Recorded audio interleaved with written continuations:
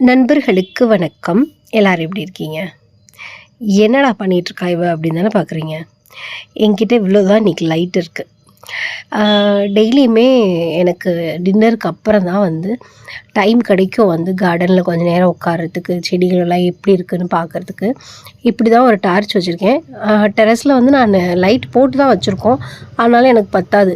அதனால் கையில் ஒரு டார்ச் எடுத்துகிட்டு எங்கே இலை விட்ருக்கு, எங்கே மொட்டு வச்சுருக்கு அப்படின்னு பார்த்துட்டே இருப்பேன். இங்கே பாருங்கள், இந்த மல்லிகைப்பூ செடி 3 மல்லிகைப்பூ செடி வச்சுருக்கேன்.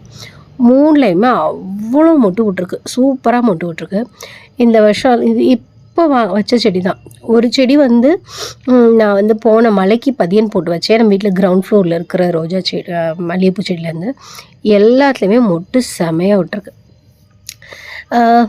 இதுவும் ரொம்ப நல்லாயிருக்கும். நைட்டில் அப்படியே நிதானமாக எல்லா வேலையும் முடிச்சுட்டு அப்படியே மாடியில் அப்படியே இந்த எனக்கும் அந்த செடிகளுக்குமான ஒரு டைமு இந்த நைட் நேரம் தான்.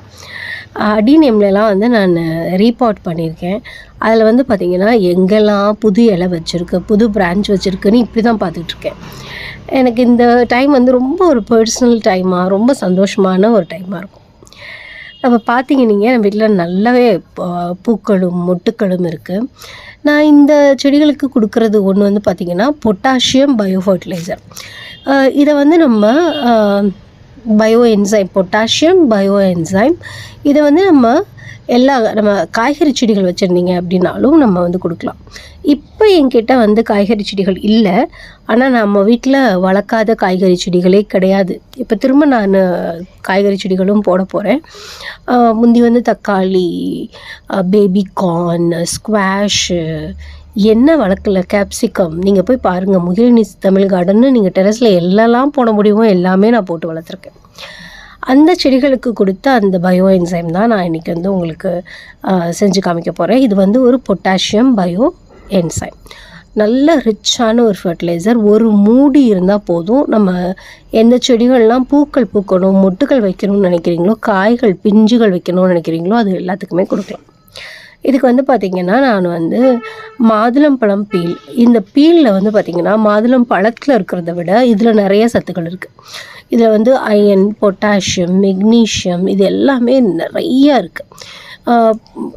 இதில் இந்த என்சைம் பார்த்திங்கன்னா நீங்கள் அந்த ஆரஞ்சு பீலில் பண்ணுற என்சைம், நம்ம மீன் அமினோ அமிலம், இது எல்லாத்தையும் விட சூப்பராக ஒர்க் அவுட் ஆகும். மீன் அமினோ அமிலம் உங்களுக்கு இலைகள் வளர்கிறதுக்கு தான் உதவும், ஆனால் இது பார்த்திங்கன்னா பூக்களும் மொட்டுக்களும் வைக்கிறதுக்கு உதவும். இதில் நான் 300 கிராம் பீல் எடுத்திருக்கேன்.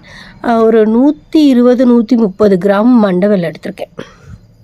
இதை நம்ம மண்டபத்தில் வேணும்னா நீங்கள் உடைச்சிக்கோங்க. நான் சோம்பேறி, உங்களுக்கு தெரியும், நான் உடைக்காம தான் எடுத்திருக்கேன். இந்த பீலையுமே ரொம்ப குட்டி குட்டியாக கூட கட் பண்ணி போட்டுக்கோங்க, இன்னும் சீக்கிரமாகவே ரெடி ஆகும். இல்லை மிக்சியில் ஒரு சுற்று விட்டு போட்டிங்கன்னா இன்னுமே சீக்கிரமாக ரெடி ஆகும். இப்போ 300 கிராம் பீலு, 100 கிராம் வெல்லம், கிட்டத்தட்ட 1 லிட்டர் அளவுக்கு தண்ணி, நல்ல தண்ணியாக ஊற்றிடுங்க. இதை ஒரு மூடி போட்டு ஒரு இடத்துல வச்சுருங்க. யூஸ்வலாக இதில் எப்படி பண்ணுவாங்க அப்படின்னு பார்த்தீங்கன்னா, நம்ம வாட்டர் பாட்டில் இருக்கும்ல, இந்த பெப்சி பாட்டில், கொக்கோலா பாட்டிலில் தான் பண்ணுவாங்க. எனக்கு அதில் உள்ளே நுழைக்கிறதுக்கு ரொம்ப குட்டி குட்டியாக கட் பண்ண வேண்டியது இருக்கும் மாதுளம்பழத்தை. அதனால் நான் இந்த மாதிரி பாட்டில் தான் எடுத்துப்பேன். எனக்கு இதுதான் வசதி. நீங்கள் எப்படி வேணாலும் எடுத்துக்கலாம். இந்த போப்பியில் போட்டுட்டு நல்லா மூடி வச்சுருங்க. முதல் ஒரு 15 நாளைக்கு டெய்லி காலையில் ஒரு தடவை திறந்துட்டு மூடிடுங்க. அதுக்கப்புறமா 2 நாளைக்கு ஒரு தடவை நீங்கள் மூடியை திறந்து மூடிங்கன்னா போதும். இது ரெடி ஆகிறதுக்கு கிட்டத்தட்ட 3 மாதம் ஆகும். எனக்கு மாதுளம்பழம் இவங்க எனக்கு நிறையா வாங்கிட்டு வருவாங்க, ஏன்னா எனக்கு சத்து வரணுமா, அதுக்காக வாங்கிட்டு வருவாங்க. ஸோ உங்கள் வீட்லேயும் பார்த்திங்கன்னா இந்த மாதிரி சூப்பராக பூக்கள் பூக்கும். நீங்களும் கண்டிப்பாக ட்ரை பண்ணி பாருங்கள். பூக்களுக்கு மட்டும் இல்லை, தக்காளி, வெண்டைக்காய், எல்லா செடிகளுக்குமே நீங்கள் இதை கொடுத்துட்டு வரலாம். இந்த பதிவு பிடிச்சிருந்ததுன்னா லைக் பண்ணுங்கள், ஷேர் பண்ணுங்கள். தேங்க்யூ. God bless you.